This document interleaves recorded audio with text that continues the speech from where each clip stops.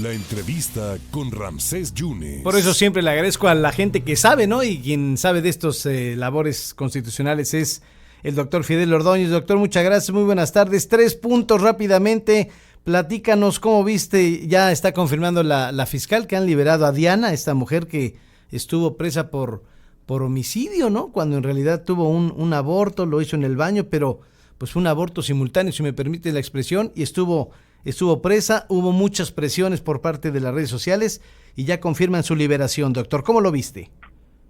Pues es un buen principio de una apreciación jurídica desde el punto de vista constitucional, en donde la Suprema Corte de Justicia de la Nación está diciendo que obviamente pues no existe esa comisión de ese delito, lo cual la hace a ella adquirir una situación jurídica diferente y que, bueno, pueda obtener su libertad oportunamente gracias a una muy buena interpretación.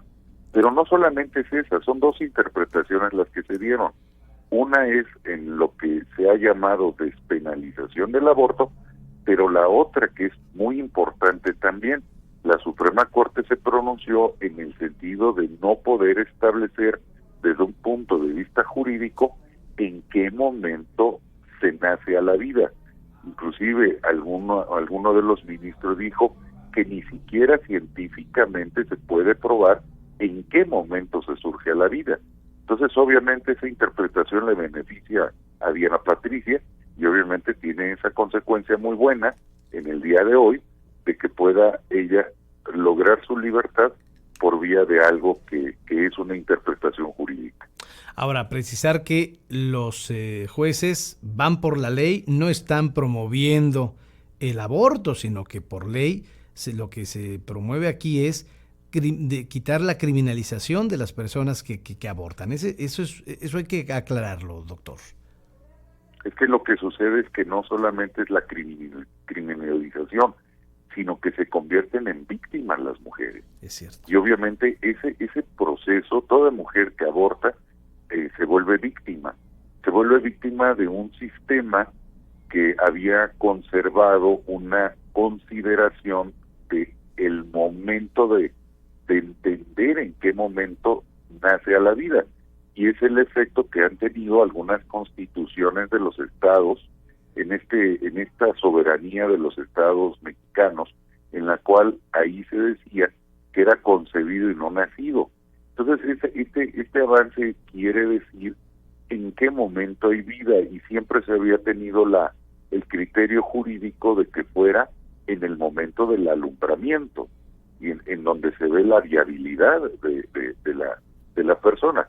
No deja de ser un feto previamente que no puede estar sujeto a una consideración de derechos. Ahora, lo que prevalece en este momento, que es importante, es el derecho en este caso de Diana Patricia, porque es su derecho de vida de ella como mujer en su ámbito de desarrollo, acorde a los tratados internacionales, acorde a la declarativa de los derechos humanos de ella como mujer y acorde a la reforma constitucional de México, que obviamente establece esa categoría de derechos humanos independientemente de las garantías individuales.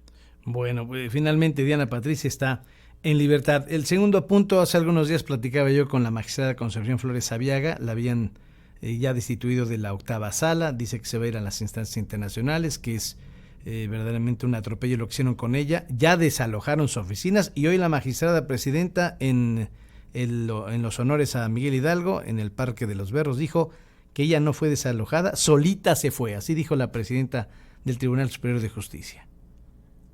Bueno, lo que ha sucedido desde hace ya, y lo hemos visto inclusive contigo en diferentes y varias entrevistas que hemos tenido, es una situación grave la del Tribunal Superior de Justicia de Veracruz, porque si hay una doctrina o una teoría que se ha estado manejando en la Suprema Corte de Justicia de la Nación, que no tiene que ver desde el lado desde el punto de vista de autonomía, el Tribunal de Justicia de Veracruz no tiene nada que ver con los criterios de la Suprema en el sentido de su administración, sí tiene que ver que no están observando los cambios que se están haciendo. Entonces, aquí hay un sentido de utilizar al tribunal como una agencia de colocaciones con personas que no tienen el perfil para ser magistrados, que violentan el Estado de Derecho al nombrar los magistrados y que de una u otra manera, pues lo único que nos están perjudicando es a todos los ciudadanos, no solamente a los litigantes, sino a todos los ciudadanos, porque finalmente este tipo de condiciones, pues lo único que hace es entender que hay un revanchismo político, que de una o de otra forma, pues lo único que están logrando es que de por sí ya golpeado el tribunal, pues menos les creemos a ellos. Y el último punto, doctor, la amnistía presidencial, han soltado a 50 reos en Veracruz. ¿Tú qué opinas de esto? ¿Crees que están limpiando los cerezos, que puede haber criminales en las calles? ¿Cuál es tu punto al respecto? Es que depende mucho de cada caso en lo particular, porque se ha hablado englobado en una forma que hablan de lo que se refiere a la amnistía, pero obviamente pues no sabemos cada caso en particular si gente que cometió delitos como homicidio o violación o cualquier otro delito que haya sido de naturaleza grave haya alcanzado el beneficio de la amnistía. Claro que sabemos que hay gente que cumple 70 años y que lleva 25 años de cárcel, pues obviamente se le aplica la amnistía. La amnistía es sana desde el punto de vista en que exista responsabilidad del Estado mexicano en liberar a las personas que cumplan esos requisitos. El inconveniente que yo le veo es que no han dado una información clara de cuántos hombres, cuántas mujeres, qué delitos cometieron, todo ese tipo de información que nos sirve a todos nosotros para sentirnos seguros.